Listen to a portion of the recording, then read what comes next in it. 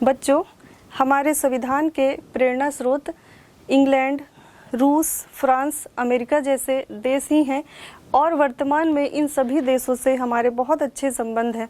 America के जो राष्ट्रपति डोनाल्ड ट्रंप थे, अपने कार्यकाल के दौरान भारत आए थे।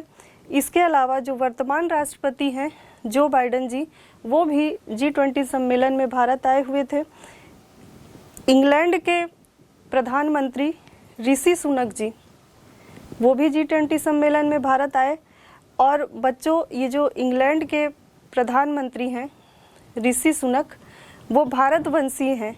अब आप सोचिए कि इस भारत में, जो कि कभी ब्रिटेन का, इंग्लैंड का गुलाम था, यहाँ पर हम भारतीयों को अपने ही देश में बाबू तक बनने का अधिकार नहीं था। उस इंग्लैंड में हमारा भारतीय व्यक्ति आज वहाँ का PM बना हुआ है। तो यह सब जो है एक नागरिक अधिकार के तहत ही हमें प्राप्त हुआ बच्चों। तो इस अधिकार की शक्ति को आप समझिए। और इसके अलावा जो और अगला देश है फ्रांस, जिससे सर्वप्रथम अधिकार की अवधारणा निकल कर आई थी। फ्रांस के वर्तमान प्रेसिडेंट इमैनुअल मैक्रोन जी इस 74वें गणतंत्र दिवस समारोह में बाकायदा मुख्य अतिथि के रूप में हमारे भारत आने वाले हैं। जी हाँ बच्चों, इसी जनवरी 2024 में इमैनुअल मैक्रोन भारत आने वाले हैं। रूस के भी हमारे बहुत अच्छे संबंध हैं। तो बच्चों, हम पढ़ रहे हैं अधिकार क्या है और अधिकार कौन कौन से हैं। तो चलिए हम पुनः वापस अपने अधिकार की तरफ आते हैं। मैंने आपको इससे पहले ये बताया था कि भारत में कुल कौन कौन से मौलिक अधिकार प्राप्त हैं और अनुच्छेद 12 से लेकर अनुच्छेद 35 तक मौलिक अधिकार वर्णित है। तो चलिए एक एक अनुच्छेद के तहत कौन कौन से अधिकार हैं और क्या क्या हमारे संविधान में लिखा हुआ है, किस किस प्रकार के अधिकार हमें प्राप्त हैं, हम पढ़ते हैं। तो बच्चों, आते हैं आर्टिकल 12 या अनुच्छेद 12 की तरफ। जो अनुच्छेद 12 और 13 है, ये हमारे पढ़ाई की दृष्टि से इतना इम्पोर्टेंट नहीं है, लेकिन फिर भी आपकी जानकारी के लिए मैं इस पर थोड़ी सी चर्चा करूँगी। तो जो आर्टिकल 12 है बच्चों, यह जो आर्टिकल 12 है मूल अधिकार की परिभाषा देता है। क्या लिखा हुआ है आर्टिकल 12 में? मूल अधिकार की परिभाषा, कि वास्तव में मूल अधिकार क्या है और प्राकृतिक अधिकार क्या होते हैं। इसके अलावा इसी आर्टिकल 12 में स्टेट शब्द का प्रयोग किया गया है। स्टेट या राज्य, पहले मैं क्या लिखा हुआ है उससे वर्णन करती हूँ, उसके बाद इस शब्द का भी व्याख्या करूँगी। तो बच्चों, आर्टिकल 12 में लिखा हुआ है कि स्टेट या राज्य कोई ऐसा कानून नहीं बनाएगा जो किसी के मूल अधिकार को रोक रहा हो। स्टेट या राज्य कोई ऐसा कानून नहीं बनाएगा जो किसी के मूल अधिकार को रोक रहा है। अब यहाँ पे शब्द आया स्टेट। तो स्टेट का मतलब कोई राजस्थान, छत्तीसगढ़ या फिर अरुणाचल प्रदेश नहीं है। भारत में कुल 28 राज्य हैं, मुझे पता है, आपको इसकी जानकारी है। लेकिन ये वो वाला स्टेट या राज्य नहीं है, ये संविधान की भाषा है। संविधान की भाषा में राज्य या स्टेट का अर्थ होता है कोई भी ऐसी संस्था जो नियम या कानून बनाती हो। तो यहाँ हम बड़े लेवल की बात करें तो जो सेंट्रल गवर्नमेंट है, इसके अलावा जो राज्य सरकार है जिसे हम स्टेट गवर्नमेंट कहते हैं, तथा स्थानीय स्वशासन जो लोकल गवर्नमेंट होती है, ये सब राज्य या स्टेट के अंतर्गत आते हैं। इनके अलावा कुछ यूनिवर्सिटी, इलेक्ट्रिक बोर्ड या कोई भी ऐसी संस्था जो अपने क्षेत्र में कुछ नियम बनाती हो, वो सभी स्टेट या राज्य के अंतर्गत आते हैं। तो इन स्टेट या राज्य को नियम बनाने की छूट है, लेकिन वो ऐसा कोई भी नियम नहीं बनाएगी जो किसी के मूल अधिकार को डिस्टर्ब कर रहा हो। ये लिखा है आर्टिकल 12 में। आशा है आप समझ चुके होंगे। चलिए अब आर्टिकल 13 को देखते हैं कि क्या लिखा है आर्टिकल 13 में। तो जो आर्टिकल 13 है वह कहता है कि मौलिक अधिकारों से असंगत या उनका अल्पीकरण करने वाली विधियों का वर्णन है। यहाँ पे बच्चों दो शब्द आ रहा है। एक शब्द आ रहा है अल्पीकरण और दूसरा शब्द आ रहा है असंगत। अब समझने वाली बात, अल्पीकरण असंगत क्या है? जो अल्पीकरण है इसे हम इंग्लिश में कहते हैं डेरोगेशन, और जो असंगत शब्द है वह है इनकंसिस्टेंट। तो बच्चों, मैंने अभी क्या बताया कि आर्टिकल 13 क्या कहता है कि जो मौलिक अधिकार है यदि वह असंगत हो, यदि मौलिक अधिकार असंगत हो तो उसका अल्पीकरण कर दिया जाएगा। अल्पीकरण करने का अर्थ है कम करना। इसे एक उदाहरण से समझते हैं, तब आपको अच्छी तरीके से समझ आएगा कि क्या है ये। मूल अधिकार यदि असंगत होता है, अर्थात दूसरे किसी व्यक्ति के मूल अधिकार को रोक रहा होता है, तब इसका अल्पीकरण कर दिया जाता है। यह कहता है आर्टिकल 13। उदाहरण से समझते हैं। हमें अभिव्यक्ति की आज़ादी है, तो हम, इसका अर्थ यह नहीं होगा कि हम किसी भी व्यक्ति को कुछ भी कहें, कोई भी अपशब्द कहें जिससे उससे मान सम्मान को हानि पहुँचे, ठेस लगे। तो अगर ऐसा होता है कि जब किसी व्यक्ति के अभिव्यक्ति के कारण किसी अन्य व्यक्ति के मूल अधिकार का हनन हो रहा है, उसका मान सम्मान में ठेस लग रहा है, तो यह मूल अधिकार असंगत होगा और इस कंडीशन में उसके मूल अधिकार को अल्पीकरण कर दिया जाएगा। आशा है बच्चों समझ पाए होंगे। एक और उदाहरण लेती हूँ। हमारे मूल अधिकार में लिखा गया है कि हमें बेरोक टोक सार्वजनिक स्थल पर या कहीं भी भारत के क्षेत्र में घूमने का अधिकार प्राप्त है, लेकिन इसका अर्थ यह नहीं है कि हम किसी के घर में बिना परमिशन के घुस जाएं। यदि ऐसा होता है तो किसी अन्य के मूल अधिकार का हनन होगा, तो उस कंडीशन में भी आपकी ये जो मूल अधिकार है उसका अल्पीकरण हो जाएगा, अर्थात उसकी कुछ सीमाएं हैं। तो ये आर्टिकल 13 में लिखा है। आर्टिकल 13 में कुछ और भी लिखा है, चलिए देखते हैं क्या है। आर्टिकल 13 कहता है कि संविधान के बनने से पहले भी अगर कोई कानून बना हुआ है तो वह लागू रहेगा, अगर वह वर्तमान संविधान में दिए गए मूल अधिकारों में डिस्टर्ब नहीं कर रहा है। तो आर्टिकल 13 क्या कहता है बच्चों कि जब हमारा संविधान लागू हुआ था, अर्थात 26 जनवरी सन 1950 से पहले भी हमारे देश में शासन चल रहा था, तो शासन चलाने के लिए पहले भी कुछ नियम कायदे रहे होंगे। तो वो सभी नियम कायदे जो वर्तमान संविधान के मूल अधिकारों को डिस्टर्ब नहीं करते, वो यथावत रहेंगे, और यदि हमारे मूल अधिकारों को हनन करने वाले कोई कानून है तो वो संविधान से हटा दिए जाएंगे। ये लिखा है आर्टिकल 13 में। तो आशा है बच्चों आप समझ पाए होंगे। ठीक है, अब इसके बाद हम चलते हैं आर्टिकल 14 पे।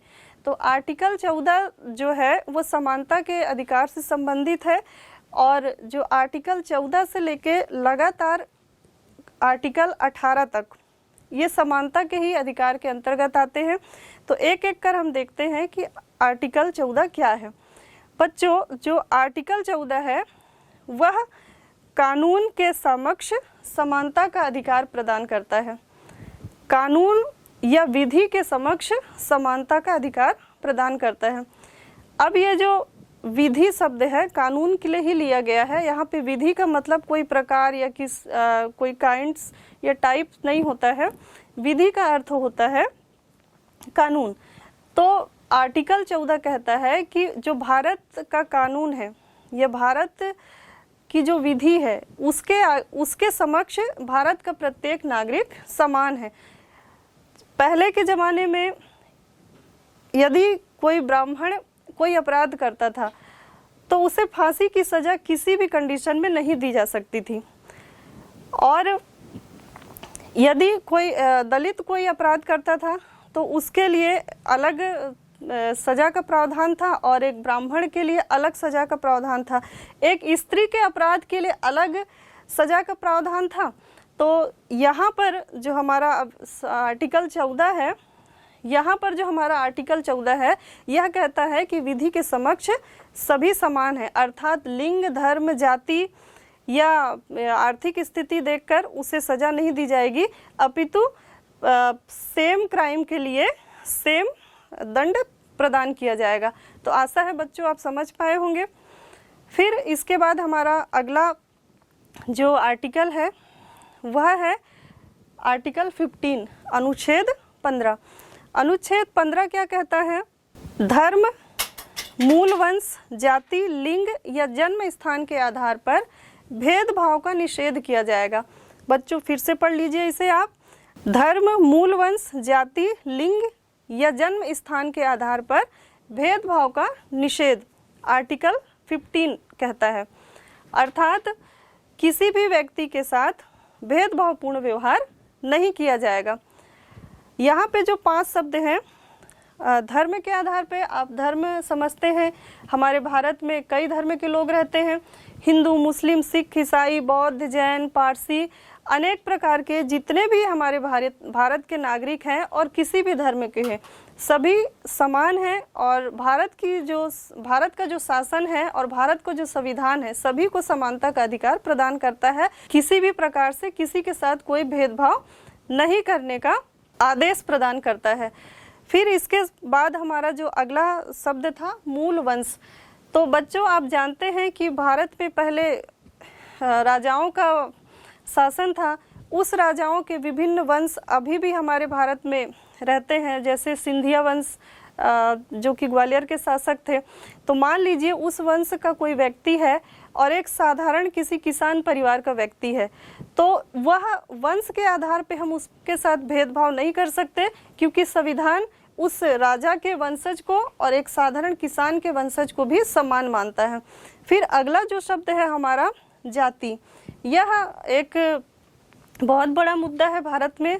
जाति का जो हमारा हिंदू समाज है वह अनेक जातियों में बटा हुआ है। तो हिंदू समाज जो है पहले 4 वर्गों में बटा हुआ था, आप सभी जानते हैं, ब्राह्मण, क्षत्रिय, वैश्य और दलित। तो इनमें जो ऊपर के वर्ग, जो शुरुआती नाम मैंने बताया, ब्राह्मण, क्षत्रिय, वैश्य इत्यादि, अपने आप को उच्च जाति के मानते थे और दलितों को शोषक वर्ग के रूप में निम्न जाति का माना जाता था। तो ये जो विभिन्न जातियां हैं एक दूसरे पर भेदभावपूर्ण व्यवहार नहीं करेंगी। उच्च जाति के लोगों को कोई अधिक अधिकार प्रदान नहीं किया गया है और निम्न जाति के लोगों को भी कोई अलग से अधिकार नहीं प्रदान किया गया है। सभी हमारे देश में, चाहे वो किसी भी जाति का हो, सभी समान हैं। फिर अगला शब्द आता है हमारा इसी आर्टिकल 15 के तहत लिंग। तो बच्चों आप बहुत अच्छे से समझते हैं कि एक स्त्री और एक पुरुष, और इसके अलावा एक और लिंग है ट्रांसजेंडर। तो यहाँ लिंग के आधार पर भी किसी प्रकार की कोई भेदभाव का निषेध किया गया है। अर्थात स्त्री और पुरुष को समानता का अधिकार प्राप्त है, दोनों वोट देने जा सकते हैं और किसी भी सरकारी नौकरी या पढ़ाई सभी में उसे समान रूप से एडमिशन लेने का अधिकार है। विभिन्न प्रकार की समानताएं के अधिकार हैं। फिर अगला शब्द जो हमारा आता है वह है जन्म स्थान। तो बच्चों जो जन्म स्थान है, मान लीजिए बच्चों, क्योंकि आप जानते हैं कि भारत एक बहुत बड़ा देश है, विश्व का 7वां बड़ा देश भारत ही है और इस भारत में 28 राज्य हैं। अलग अलग प्रांत से अलग अलग धर्म, भाषा और बोली वाले लोग यहाँ पर आते हैं। तो मान लीजिए कोई जो है वो उसका कोई व्यक्ति है जिसका जन्म स्थान छत्तीसगढ़ है। अब वो रोजगार की दृष्टि से, वह पढ़ाई के लिए या रोजगार के लिए या किसी भी अन्य कार्य के लिए दिल्ली, मुंबई या फिर दक्षिण के किसी शहर में पढ़ने जाता है, तो उस पर जन्म स्थान के आधार पर कि तुम बिहार के हो, कि तुम छत्तीसगढ़ के हो आदि के आधार पर कोई भेदभावपूर्ण व्यवहार नहीं किया जाएगा। भारत सरकार ने अपने प्रत्येक नागरिक को समानता का अधिकार प्रदान किया है। तो आशा है बच्चों कि भेदभावपूर्ण व्यवहार निषेध को आप समझ चुके होंगे। पर आपके मन में अब एक बात जरूर आ रही होगी कि मैडम अगर ऐसा है तो आरक्षण जो है एक भेदभावपूर्ण व्यवहार तो है ही है। तो बच्चों ये जो आरक्षण है यह पॉजिटिव डिस्क्रिमिनेशन है। अब यहाँ पर जो डिस्क्रिमिनेशन जो शब्द है इसका अर्थ है कि एक सकारात्मक भेदभावपूर्ण व्यवहार। बच्चों क्योंकि आप जानते हैं कि भारतीय समाज विभिन्न वर्गों में बटा है और विभिन्न समाज के लोग एक समान नहीं हैं। भारत सरकार जो है उन्हें समानता पर लाना चाहती है, किंतु आप सभी परिचित हैं कि अभी भी समान नहीं है, कुछ विकसित हैं और कुछ पिछड़े वर्ग के लोग हैं। तो जो सरकार है उन पिछड़े वंचित लोगों को समाज के मुख्य धारा में लाने के लिए एक मौका या एक अवसर प्रदान करती है आरक्षण के माध्यम से। तो यह एक सकारात्मक भेदभावपूर्ण व्यवहार है जिसके माध्यम से समाज के वंचित लोगों को आगे लाने का प्रयास किया जाता है। ऐसे ही जैसे अभी मैंने थोड़ी देर पहले आपको बताया कि लिंग के आधार पे कोई भेदभावपूर्ण व्यवहार नहीं किया जाएगा, लेकिन आप देखते हैं कि सेना में या फिर कोई हैवी ड्यूटी वाले इलाकों में महिलाओं की भर्ती नहीं की जाती है। तो इसका कारण ये नहीं है कि महिलाओं में सक्षमता नहीं है, इसका कारण ये है क्योंकि आप सभी जानते हैं कि बायोलॉजिकल रूप से महिलाएं पुरुषों से कमज़ोर होती हैं। तो इन स्थानों पर सेना हो या कारखाने हो, कुछ ऐसे स्थान हैं जहाँ पे महिलाओं को प्राथमिकता नहीं दी जाती है। तो थोड़ा बहुत इसमें भेदभाव दिख रहा है, लेकिन ये उनको दबाने का प्रयास नहीं है, बल्कि सिचुएशन को देखते हुए इस प्रकार का व्यवस्था करने का प्रावधान सरकार द्वारा मान्य किया गया है। हमारे भारत में आज़ादी से पहले भी आरक्षण लागू था और आज़ादी के बाद डॉक्टर भीमराव अंबेडकर के द्वारा 10 वर्षों के लिए यह लागू कराया गया था। और यह आरक्षण उस समय विधानसभा और लोकसभा में दलित वर्ग से और जो आदिवासी वर्ग हैं जिन्हें हम ST SC कहते हैं, उस वर्ग से लोगों के प्रतिनिधित्व करने के लिए किया गया था। लेकिन समय समय पर संविधान संशोधन के द्वारा इसे बढ़ाया जाता है और वर्तमान में 2019 में हमारे देश के प्रधानमंत्री आदरणीय नरेंद्र मोदी जी ने इसे पुनः 10 वर्ष के लिए आगे बढ़ाया है। और जब तक हमारा जो समाज है, हमारा जो सरकार है, समानता के लिए उचित प्रयास नहीं कर लेता, तब तक यह लागू रहेगा। आरक्षण जो है विभिन्न प्रकार से दिया जाता है, जैसे जातिगत आरक्षण। इसके अलावा अभी हमारे भारत सरकार ने EWS जो आरक्षण लागू किया है, यह आर्थिक आधार पे है। यह जो है, यह EWS आरक्षण जो है वह आर्थिक रूप से कमज़ोर सामान्य वर्ग के लोगों को 10% आरक्षण प्रदान करता है। इसके अलावा कुछ दिव्यांग और महिलाओं को भी आरक्षण प्रदान किया जाता है। तो बच्चों, आप जिनका अभी मैंने नाम लिया, जातिगत हो या महिलाओं के आधार पे हो या दिव्यांग हो, ये सभी कमज़ोर वर्ग से आते हैं और इन कमज़ोर वर्गों को ऊपर उठाने के लिए ही आरक्षण प्रदान किया जाता है। तो इसका गलत अर्थ ना निकाला जाए। हाँ, इस बात पर हम बहस कर सकते हैं कि किसे आरक्षण मिले और किन्हें ना प्रदान किया जाए।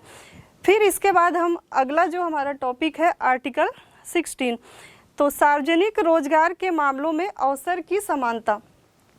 सार्वजनिक रोजगार या नियोजन के मामले में अवसर की समानता। तो आर्टिकल 16 कहता है कि सरकारी नौकरियों में जैसे रेलवे या बैंक की नौकरी में सभी को अवसर की समानता होगी और लिंग, धर्म, जाति आदि के आधार पर उसे उस नौकरी को प्राप्त करने से वंचित नहीं किया जाएगा। एक्सेप्शनल, फिर से वही आरक्षण की बात आती है, तो वो किस लिए है मैंने आपको अभी बताया था। फिर इसके बाद जो अगला हमारा आर्टिकल आता है वह है आर्टिकल 17। आर्टिकल 17 या अनुच्छेद 17 जो है वह अस्पृश्यता के अंत की बात करता है। बच्चों, आज भी कुछ मात्रा में और भारत पे संविधान लागू होने से पहले तो सर्वत्र ये जो छुआछूत की जो प्रथा थी वह प्रचलित थी। उच्च वर्ग के लोगों द्वारा जो निम्न वर्ग के लोगों को अछूत कहा जाता था और उन्हें निकृष्ट मानकर छूने से भी मना कर दिया जाता था। स्कूलों में उन्हें एडमिशन नहीं मिलता था। उच्च वर्ग और निम्न वर्ग के लोग बच्चे आपस में साथ में खेल नहीं सकते थे, एक कुएं का पानी नहीं पी सकते थे। उनके छूने से यह माना जाता था कि यह वस्तु अशुद्ध हो गई। तो यह एक वर्ग द्वारा श्रेष्ठता का प्रदर्शन था और दूसरे वर्ग को कुंठित करने का एक रास्ता था। तो संविधान द्वारा आर्टिकल 17 के तहत इस अस्पृश्यता का पूरी तरीके से अंत कर दिया गया है। सन 1955 में इसके लिए कानून बना और 1989 में इसे और अधिक सख्त कर दिया गया है। यदि कोई अस्पृश्यता या किसी प्रकार का कोई भेदभावपूर्ण व्यवहार करता है तो आप कानून के पास जा कर के न्याय मांग सकते हैं और कानून उस व्यक्ति को बाकायदा दंडित करेगा। यहाँ पर छुआछूत की बात से एक और बात सामने आ रही है कि यदि हेल्थ इश्यूज के कारण किसी व्यक्ति को ना छुआ जाए, जैसे कि अभी एक ताज़ा उदाहरण है, कोरोना पेंडेमिक के समय जब किसी व्यक्ति को कोरोना हो जाता था तो उसे छुआ नहीं जाता था, उसे अन्य व्यक्तियों से दूर रखा जाता था। तो ऐसे किसी संक्रामक रोग या बीमारी की स्थिति में छुआछूत लागू किया जा सकता है। लेकिन किसी व्यक्ति को हीन भावना से देख करके उसे निकृष्ट समझकर यदि छुआछूत किया जाता है तो यह एक दंडनीय अपराध है। इसके बाद हमारा अगला अनुच्छेद है अनुच्छेद 18, आर्टिकल 18। अब ये जो आर्टिकल 18 है इसके आप हेडिंग को पढ़िए। इसमें लिखा है उपाधियों का अंत। बच्चों, आप तो जानते ही हैं कि आज़ादी से पहले भारत अंग्रेजों का गुलाम था और उससे पहले मुगलों का शासन था और उससे पहले राजाओं महाराजाओं का शासन था। तो जो राजा महाराजा होते थे अपने नाम के आगे महाराज, सम्राट इस प्रकार की उपाधियां लगाते थे। जो मुगल थे वो सुल्तान, बादशाह, कुछ इस प्रकार के उपाधियों को लगाया करते थे। और जब अंग्रेजों का गुलाम था तो भारतीयों के लिए कोई बहुत बड़ी उपाधियां तो होती नहीं थी, लेकिन कुछ अपने चमचों को या खुश रखने के लिए वो अंग्रेज जो है उन्हें सर, नाइट, नाइटहुड, राय या राय बहादुर जैसी कुछ उपाधियां प्रदान करते थे। तो चूंकि यह उपाधि जो है एक व्यक्ति को अन्य व्यक्ति से अलग करती थी, इसमें समानता का भाव नहीं होता था। ये उपाधियां किसी एक व्यक्ति को दूसरे की तुलना में श्रेष्ठ दिखाता था। इस कारण से इन उपाधियों का अंत किया गया। इन सभी उपाधियों का अंत किया गया, लेकिन कुछ एक्सेप्शनल केस हैं जिनमें भारत सरकार द्वारा उपाधियां प्रदान की जाती हैं, जैसे कि नेशनल अवार्ड। तो नेशनल अवार्ड के अंतर्गत भारत रत्न, पद्मश्री, पद्म भूषण, पद्म विभूषण जैसे पुरस्कार जो है भारत सरकार किसी विशेष क्षेत्र में सराहनीय कार्य करने वाले लोगों को प्रदान करती हैं और उपाधियां भी प्रदान करती हैं। लेकिन इन उपाधियों का भी प्रयोग वह व्यक्ति अपने नाम के साथ सरनेम की तरह नहीं कर सकता। जैसे किसी व्यक्ति को भारत रत्न मिल गया तो वह अपने नाम के साथ भारत रत्न नहीं लगा सकता। यह अगर ऐसा करता है वह, यदि वह अपने नाम सरनेम के साथ भारत रत्न लगाता है तो उसकी उपाधि भी वापस ले ली जाएगी। इसके बाद एजुकेशन तथा रैंकिंग के आधार पे भी कुछ जो उपाधियां हैं वह शासन द्वारा प्रदान की जाती हैं।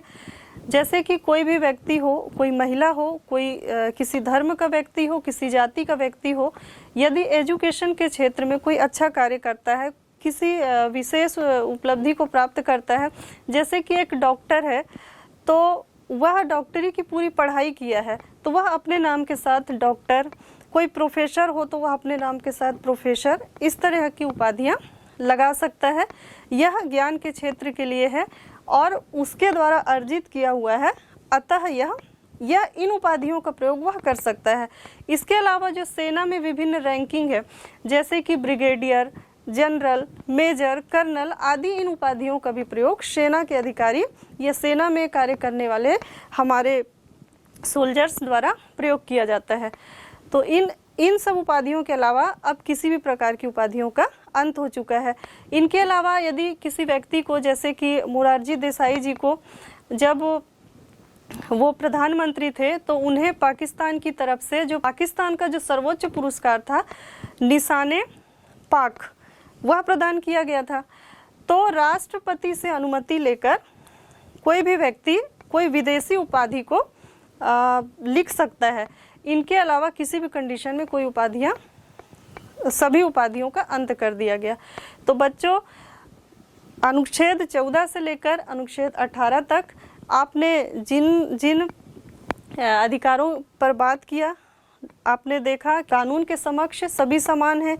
उसके बाद अनुच्छेद 15 में आपने देखा कि लिंग, जाति, आयु आदि के आधार पे कोई भेदभावपूर्ण व्यवहार नहीं किया जाएगा। अनुच्छेद 16 में आपने देखा कि रोजगार नियोजन में सभी को समानता का अधिकार था। अनुच्छेद 17 जो कि ये बहुत इम्पोर्टेंट है और ये परीक्षा में अक्सर आता है, अस्पृश्यता का अंत, हमने इस पर भी अभी चर्चा की। और 18वां जो हमारा आर्टिकल था, उपाधियों का अंत, तो ये सभी भारत के प्रत्येक व्यक्ति को समानता का अधिकार प्रदान करते हैं। अतः समानता के अधिकार के तहत इन 5 अधिकारों को एक साथ लिखा जाता है, आर्टिकल 14 से लेकर 18 तक। और ये भी प्रश्न आता है बच्चों कि समानता का अधिकार किस अनुच्छेद में है, तो कहाँ से कहाँ तक है, 14 से 18 तक। ठीक बच्चों, अब हमारा ये समानता का अधिकार समाप्त होता है। अब हम हमारे जो अगले मूल अधिकार है, स्वतंत्रता का अधिकार, उस पर चर्चा करते हैं। तो जो स्वतंत्रता का अधिकार है वह अनुच्छेद 19 से लेकर 22 तक संविधान में वर्णित है। और किस भाग में वर्णित है, तो संविधान के भाग 3 में वर्णित है। यह जो स्वतंत्रता का अधिकार है इसे बैकबोन ऑफ कॉन्स्टिट्यूशन कहा जाता है, अर्थात हमारे संविधान की रीढ़ की हड्डी इस स्वतंत्रता के अधिकार को कहा जाता है। यह जो, अब आप पूछेंगे आत्मा किसे कहा जाता है, तो जो संविधान की आत्मा है वो संविधान की प्रस्तावना है। और इसके अलावा जो संवैधानिक उपचार है उसे भी संविधान की आत्मा के रूप में वर्णित किया जाता है। लेकिन संविधान के रीढ़ की हड्डी कौन सा अधिकार है, तो स्वतंत्रता का अधिकार जो है वह संविधान के रीढ़ की हड्डी कहा जाता है, बैकबोन ऑफ कॉन्स्टिट्यूशन कहा जाता है। तो चलिए बच्चों, एक एक करके कौन कौन सी स्वतंत्रता का अधिकार हमें है, हम विभिन्न अनुच्छेदों के माध्यम से पढ़ते हैं। तो पहला है जो 19वां जो है, अभी मैंने आपको बताया कि 19 से लेकर 22 तक कंटिन्यू स्वतंत्रता का अधिकार है। तो इसके अंतर्गत पहला जो आर्टिकल 19 है उसमें कौन कौन से अधिकारों का वर्णन है। तो अनुच्छेद जो 19 है इस पर भी जब इसकी शुरुआत हुई थी तब 7 प्रकार के अधिकार थे। और मूल अधिकार भी मैंने बताया था कि जब शुरुआत में बना था तो 7 प्रकार का था और एक अधिकार को फिर कम कर दिया गया। वो कौन सा अधिकार था, संपत्ति का अधिकार। तो जी हाँ बच्चों, यह जो हमारा 19वां आर्टिकल है इसके अंतर्गत शुरुआत में 7 प्रकार के अधिकार दिए गए थे, पर इस 19वें आर्टिकल से भी एक अधिकार कम कर दिया गया, स्वतंत्रता का अधिकार। अंत में मैं बताऊंगी इस पर। तो पहला जो अधिकार है 19A, हम कुल 6 अधिकारों की बात करेंगे तो ABCD इस कैटेगरी में डिवाइड रहेगा। तो 19 के अंतर्गत जो पहला अधिकार है 19A या 19 का इसे कहा जाता है। 19 का क्या कहता है, 19 का जो है अभिव्यक्ति का अधिकार प्रदान करता है। अब ये जो अभिव्यक्ति है वह एक्सप्रेशन है। एक्सप्रेशन मीन अपने भावों की अभिव्यक्ति। हम इसे बोलकर व्यक्त कर सकते हैं, हम अपने भावों को मौन रहकर भी व्यक्त कर सकते हैं। तो बच्चों, यह जो है बोलने, मौन रहने, इसके अलावा मीडिया के माध्यम से, प्रेस के माध्यम से, लिखित रूप में, सांकेतिक रूप में इत्यादि किसी भी प्रकार से हम व्यक्त कर सकते हैं। जैसे हमें खुशी जाहिर करना है, मान लीजिए इंडिया और पाकिस्तान का मैच चल रहा था, हमारा इंडिया जीत गया, तो हम झंडा लहरा के क्या करते हैं, अपनी खुशी व्यक्त करते हैं। तो ये हमें अधिकार है, हमारी अभिव्यक्ति का अधिकार है। इसके अलावा जैसे कोई कानून बना है और वो कानून का हम विरोध करना चाहते हैं, हमें वो कानून पसंद नहीं है, तो हम मुंह पे काली पट्टी बांधकर अपना विरोध प्रदर्शन करते हैं। तो यह भी अभिव्यक्ति का अधिकार है। अभिव्यक्ति के अधिकार के अंतर्गत केवल भाषण देना या बोलने का ही अधिकार नहीं, किसी भी प्रकार से अपनी भावनाओं को व्यक्त करने का अधिकार है। और प्रेस के माध्यम से मीडिया को भी स्वतंत्रता है कि वह गुण दोष देखते हुए विभिन्न चीज़ों का आलोचनात्मक या समीक्षात्मक व्याख्यान दे सके या रिपोर्ट प्रस्तुत कर सके। इसके अलावा जो एक महत्वपूर्ण और बहुत इम्पोर्टेंट चीज़ है, सूचना का अधिकार। बच्चों, मैंने आपको पहले बताया कि अभिव्यक्ति के अधिकार के तहत बोलने का अधिकार होता है, और जब बोलने का अधिकार प्राप्त है तो प्रश्न पूछने का भी अधिकार प्राप्त होगा। प्रश्न पूछकर हम विभिन्न प्रकार की जानकारी सरकार से या किसी अन्य संस्था से प्राप्त कर सकते हैं, और ये इसी के अंतर्गत सूचना का अधिकार आता है। सूचना के अधिकार को राइट टू इंफॉर्मेशन कहा जाता है।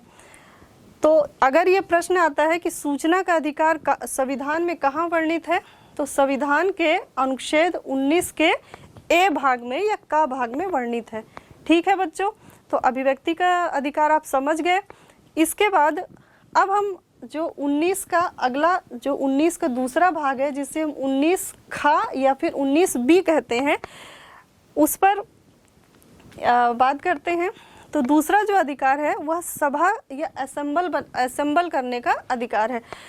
संविधान ने हमें सभा बनाने का, सम्मेलन करने का अधिकार दिया है, और इसके इन सभाओं और सम्मेलनों में हम अपनी बातों को स्वतंत्रता पूर्वक रख सकते हैं। फिर जो अगला आर्टिकल है 19C या 19 का तीसरा जो आर्टिकल है वह है संगठन बनाने का अधिकार। संविधान द्वारा विभिन्न प्रकार के संगठन बनाने का अधिकार दिया गया है। जैसे बच्चों आप लोग ही छात्र संघ बनाते हैं, इस संघ या संगठन के माध्यम से विभिन्न प्रकार के छात्र हितों की बात की जाती है। वैसे ही विभिन्न वर्गों के लोगों को अपना अपना संगठन बनाने का अधिकार है तथा अपने हित और उन्नति के लिए विभिन्न प्रकार की चर्चाएं करने का भी अधिकार है। फिर जो इसी 19D में या चौथे में जो अधिकार है वह है संचरण का अधिकार। संचरण का अर्थ है आवागमन से, आने जाने से, बेरोक टोक घूमने से। तो संविधान ने इस आर्टिकल के तहत हमें अधिकार दिया है कि हम अपने पूरे देश में कहीं भी घूम सकते हैं, और इसके लिए हमें किसी से अनुमति लेने की आवश्यकता नहीं है। कुछ विशेष क्षेत्रों में अनुमति लेनी पड़ती है, जैसे कि पूर्वोत्तर राज्यों में, और इनके अलावा आप पूरे भारत में कहीं पर भी आना जाना कर सकते हैं। अगला जो अधिकार है जो कि पांचवा है, और 19E हम इसे कहेंगे, तो जो यह जो अधिकार है वह निवास करने का अधिकार प्रदान करता है। तो बच्चों पूरे भारतवर्ष में जो भारत का संविधान है वह हमें कहीं भी निवास करने, घर बनाने और रहने का अधिकार प्रदान करता है। इस अधिकार से हमें कोई वहाँ का स्थानीय व्यक्ति या स्थानीय शासन रोक नहीं सकता। फिर जो हमारा अगला अधिकार है 19F या छठवां अधिकार हम इसे कहें, 19 के तहत ही। तो बच्चों मैंने अभी आपसे शुरुआत में ही चर्चा की थी कि स्वतंत्रता के अधिकार के आर्टिकल 19 में पहले 7 अधिकार प्रदान किए गए थे, फिर एक कम करके टोटल 6 अधिकार हैं। तो यही जो 19F है इसे अब हटा दिया गया है। किस प्रकार? 44वें संविधान संशोधन 1978 में इसे हटा दिया गया है। और शुरुआत में जो मैंने आपको संपत्ति का अधिकार बताया था जो कि आर्टिकल 31 में था, शुरुआत में मैंने जो आपको संपत्ति का अधिकार बताया था जो कि आर्टिकल 31 में था, और ये वाला जो संपत्ति का अधिकार है ये आर्टिकल 19F में है। तो इन दोनों में क्या अंतर है? ये वाला जो आर्टिकल है ये आर्टिकल 19F में है, और वो जो आर्टिकल था वह आर्टिकल 31 में था। तो इन दोनों में क्या अंतर है? तो बच्चों जो आर्टिकल 31 का संपत्ति का अधिकार था वह खानदानी संपत्ति के बारे में बताता था। जैसे राजा महाराजा बहुत सारी संपत्ति, बहुत सारी जमीन, भूखंड, महल, सोने चांदी इत्यादि उनकी संपत्ति थी।